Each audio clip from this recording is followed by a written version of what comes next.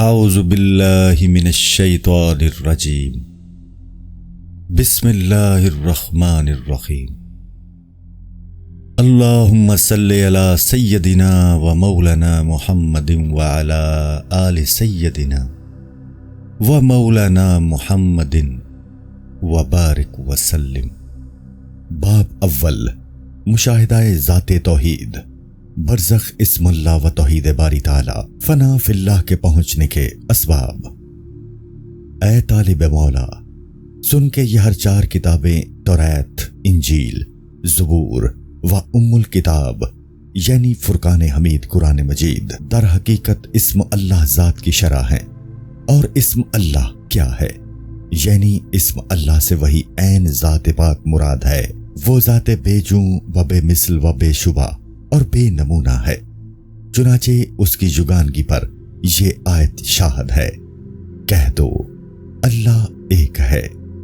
ذکر اللہ کے فتوحات، جس کسی نے اسم اللہ پڑھا اور اس پر عمل کیا وہ تمام علوم کا حافظ اور محبوب الہی ہو گیا۔ اسم اللہ اور ذکر اللہ کے شاغل پر علم لدن بھی واضح ہو جاتا ہے اور وہ اس آیت کا مستحق بن جاتا ہے۔ سکھا دیے اللہ تعالیٰ نے آدم علیہ السلام کو نام کل چیزوں کے۔ حق سبحانہ و تعالیٰ نے فرمایا، جس چیز پر اسم اللہ کا نام نہ لیا گیا ہو اسے کھانا گناہ ہے، غرض کہ جس قلب میں اللہ تعالیٰ کا اسم جلواگر نہیں ہوتا وہ قلب ناپاک ہے۔ اور دیکھو رسول اللہ صلی اللہ علیہ وآلہ وسلم شب معراج شریف عرش و کرسی اور لوح و قلم کے اوپر کعبہ قوسین کے مقام پر اللہ تعالیٰ کی بارگاہ میں پہنچے اور بے وسیلہ اور بے حجاب اللہ تعالیٰ سے ہم کلام ہوئے۔ یہ سب کچھ اسم اللہ کی برکت سے تھا، کیونکہ دونوں جہان کی کلید اسم اللہ ہے۔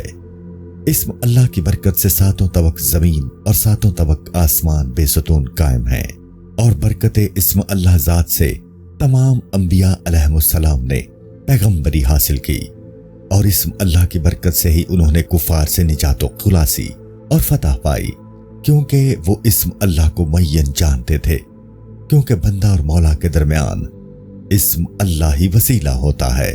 سب اولیاؤں اور غوثوں، کتبوں، اہل اللہ ولیوں کو ذکر و فکر، الہام، غرق فی النور و توحید، مراقبہ، کشف و کرامات وغیرہ جو کچھ حاصل ہوا اسم اللہ ذات کی برکت سے حاصل ہوا۔ علم لدنی بھی اسی اسم ذات کی برکت سے قلب پر روشن ہوتا ہے، جس کے بعد کسی دوسرے علم کے پڑھنے کی احتیاج نہیں رہتی۔ بیت، جس شخص کو اسم اللہ ذات سے قرار ہوتا ہے اس کو غیر اللہ سے فرار ہوتا ہے۔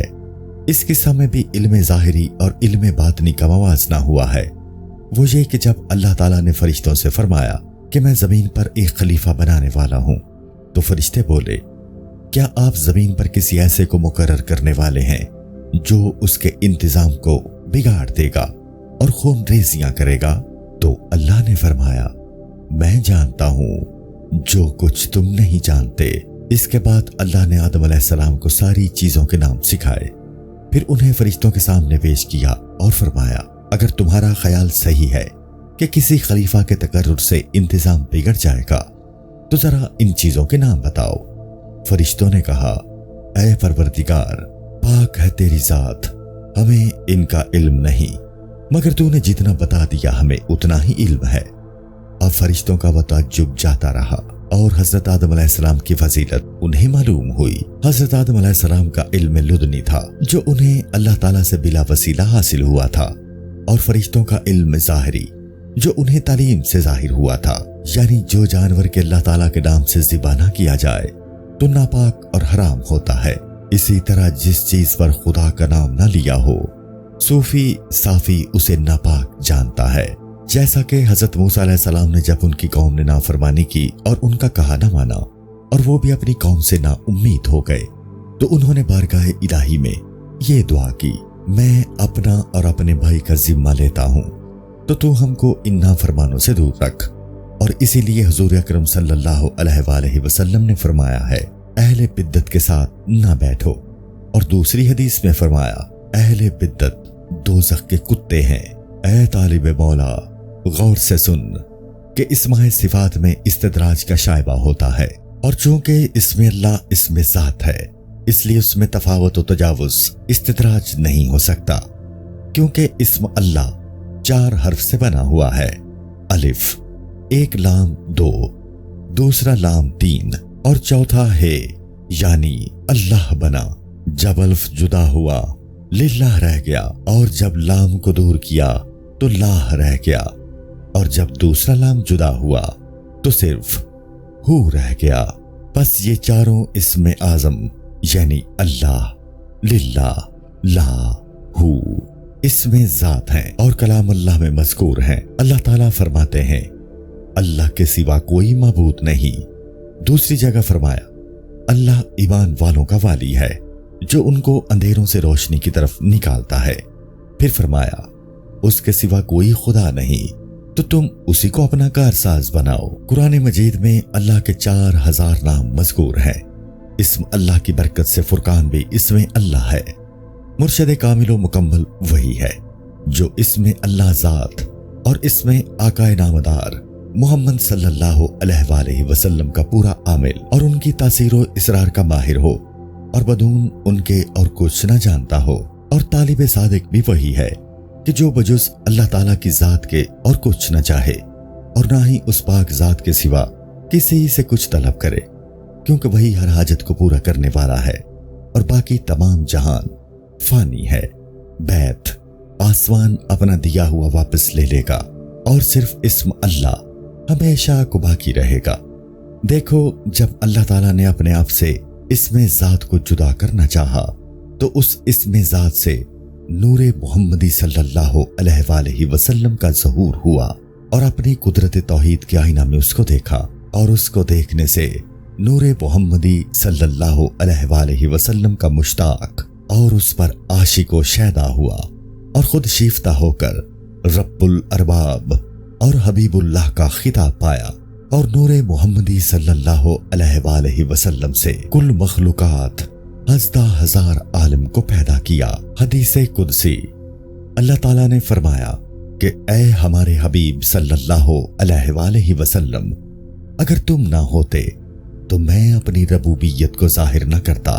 سب سے پہلے کلمہ طیبہ رسول اللہ صلی اللہ علیہ وآلہ وسلم پر اللہ تعالیٰ نے خود پڑھا اور خود کہا لا الہ الا اللہ محمد رسول اللہ صلی اللہ علیہ وآلہ وسلم۔ اس کے بعد حضرت ابوبکر صدیق رضی اللہ تعالیٰ عنہ کی روح مبارک نے پڑھا لا الہ الا اللہ محمد رسول اللہ۔ اس کے بعد حضرت علی کرم اللہ وجہہ شکم مادر میں مسلمان ہوئے اور انہوں نے کلمہ طیبہ لا الہ الا اللہ محمد رسول اللہ صلی اللہ علیہ وآلہ وسلم پڑھا، اور اس کے بعد دیگر تمام صحابہ کرام رضوان اللہ تعالیٰ علیہم اجمعین آپ صلی اللہ علیہ وآلہ وسلم کے معجزات پر ایمان لائے ہیں۔ اے طالب صادق، غور سے سن، ہر جاندار جن و انس اور تمام مور و مرغ و پرندہ کی سانس سے اس میں ہو ہی نکلتا ہے۔ کسی کا ذکر سانس یعنی معلوم اور کسی کا ذکر سانس معدوم۔ غرض کے ہر ایک چیز اللہ تعالیٰ کا ذکر کرتی ہے، لیکن جس کسی کا ذکر معلوم و مقبول ہے وہ ذاکر ہو گیا، اور جس کسی کا ذکر معدوم ہے وہ مردہ ہوا۔ بیت، خدا تمہاری شارک سے بھی نزدیک ہو گیا مگر تو اس سے جدا ہے، حالانکہ وہ خدا تیرے ساتھ ہے۔ بیت، ابتدا اور انتہا کو پاتا ہے جو شخص کے ہو تک پہنچتا ہے وہ صاحب عرفان ہو جاتا ہے۔ جو شخص کے ہو کے ساتھ ہو جاتا ہے یعنی اول و آخر اور ظاہر و باطن اسی ذات کا وہ مظہر بن جاتا ہے۔ اللہ تعالیٰ کا ارشاد ہے وہی اول ہے، وہی آخر، وہی ظاہر ہے، وہی باطن، اور وہ ہر چیز سے باخبر ہے۔ دوسری جگہ پھر فرمایا اس جیسا کوئی نہیں، اور وہی سننے والا اور دیکھنے والا ہے۔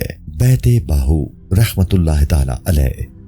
اے طالب، تیرے ساتھ اس وقت ہزار حجاب موجود ہیں، اور جب تجھ سے ایک بھی نہ رہے گا تو پھر تو دیکھے گا کہ یار یار کے ساتھ واصل ہو جائے گا۔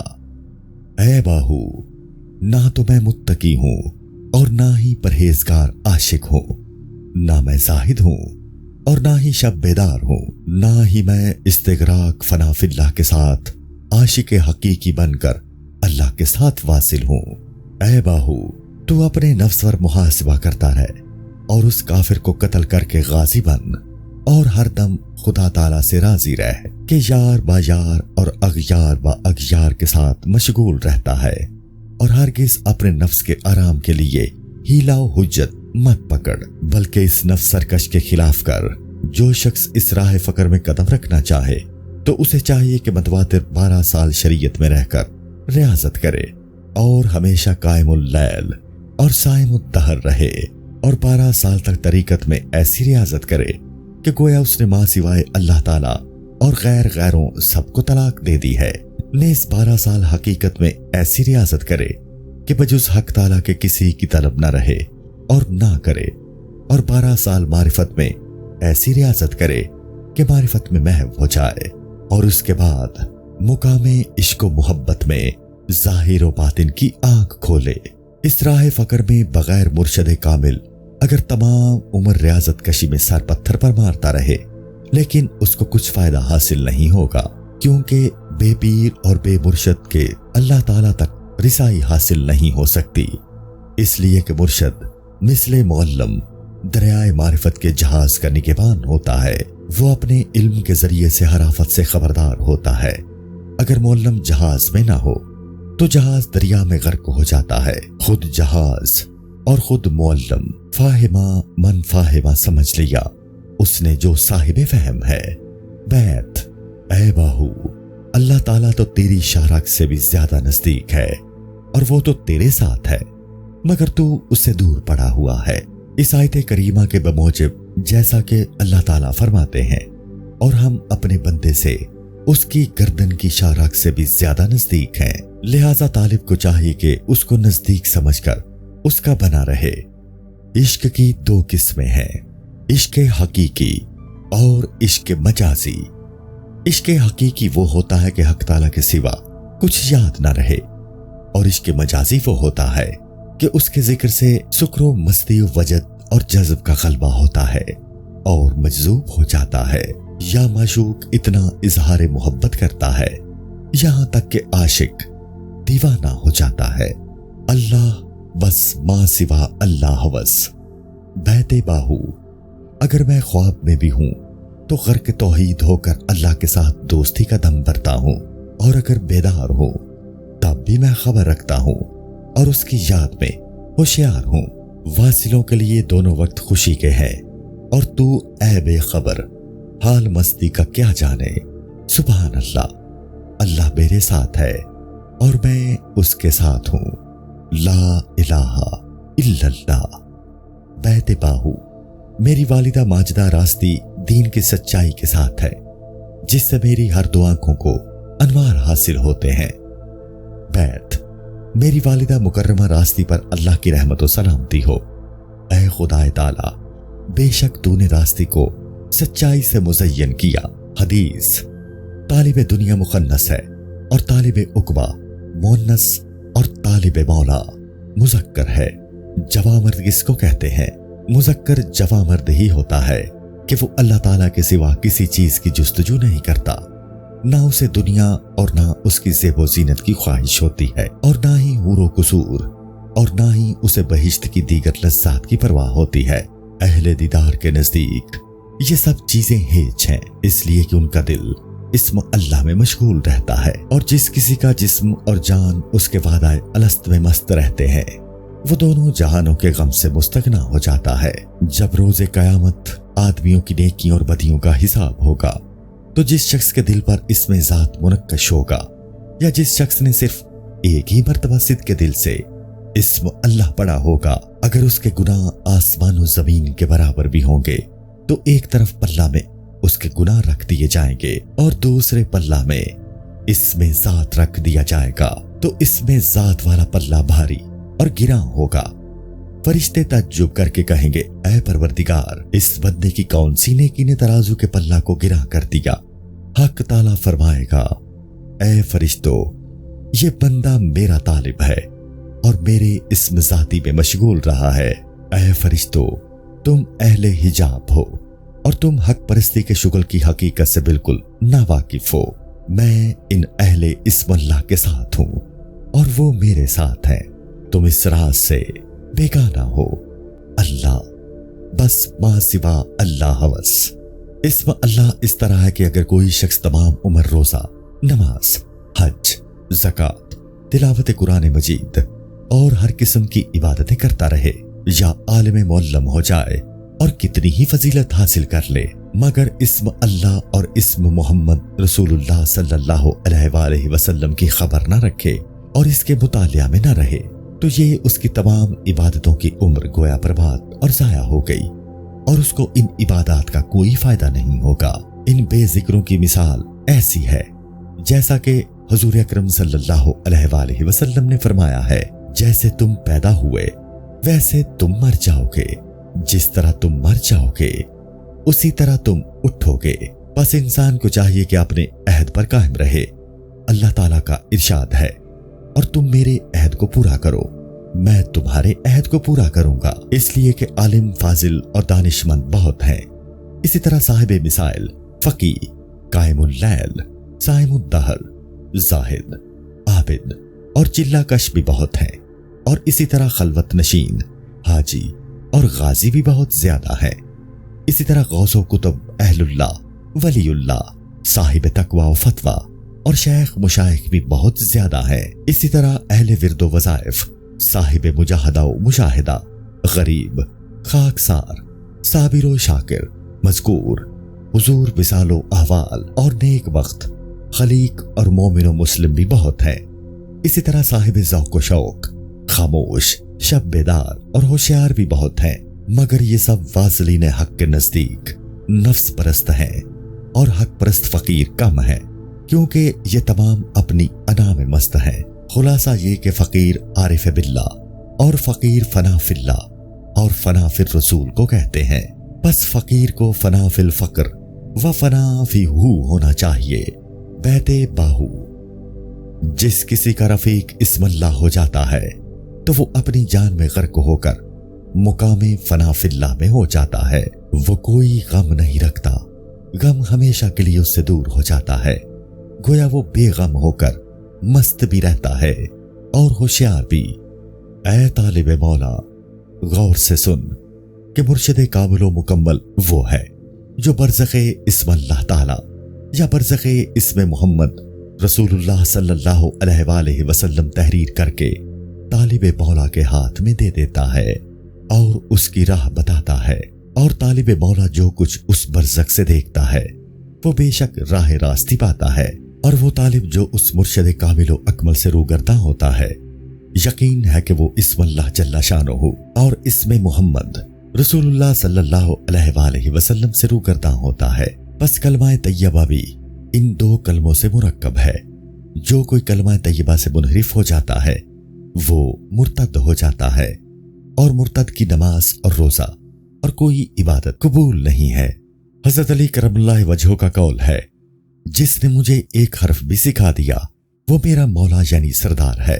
और हर शख्स अपने उस्ताद से जो हर्फ पहले पढ़ता है वो इसमें अल्लाह है, क्योंकि उस्ताद जो पहला हर्फ पढ़ाता है वो बिस्मिल्लाहिर्रहमानिर्रहीम ही पढ़ाता है, और बिस्मिल्लाह भी इसमें अल्लाह है।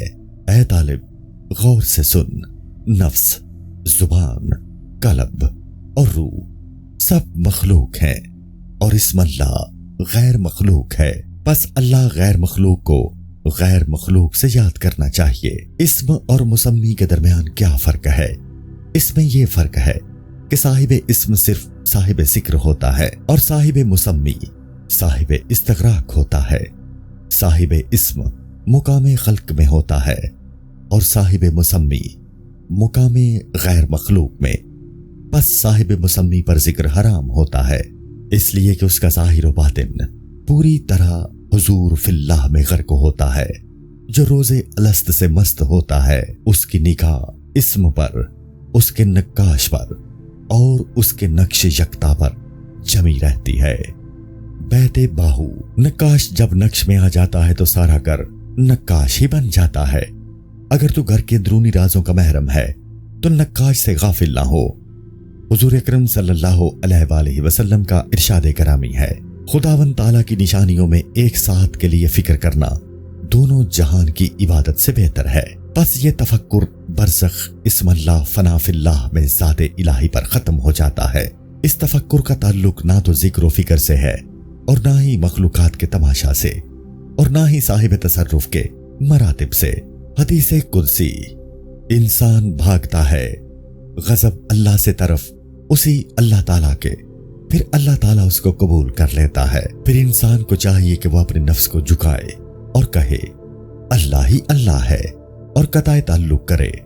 حالت روح اور نفس اور قلب آپ نے کی اللہ کے لیے، پھر کہے اللہ بس ما سوا اللہ ہوس، اور یہاں تک قطع تعلق کے روح اس کا سمندر اسی ذات کا بن جائے اور ایسا تمام ما سوا اللہ سے قطع کرے جیسا کہ نبی علیہ السلام نے سب سے قطع تعلق کیا۔